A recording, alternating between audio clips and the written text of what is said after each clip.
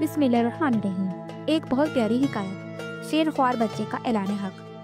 حضور سرور عالم صلی اللہ علیہ وآلہ وسلم ایک مرتبہ صحابہ کرام علیہ الرضوان میں تشریف فرما تھے کہ ایک مشرکہ عورت جس کی گود میں 2 ماہ کا شیر خوار بچہ تھا اس طرف سے گزری۔ اس بچے نے حضور کی طرف نظر کی تو یکدم بزبان فصیح پکار اٹھا، السلام علیکم یا رسول اللہ و یا اکرم خلق اللہ۔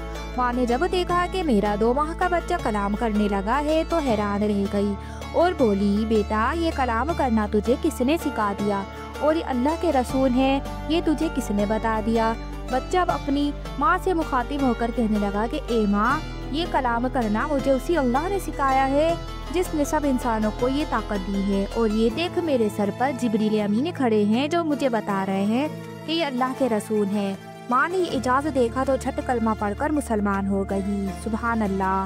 مولانا رومی علیہ الرحمۃ مثنوی شریف میں فرماتے ہیں کہ پھر حضور نے اس بچے کو مخاطب فرمایا اور دریافت فرمایا کہ تمہارا نام کیا ہے؟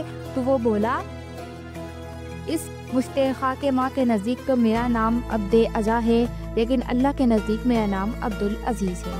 سبحان اللہ۔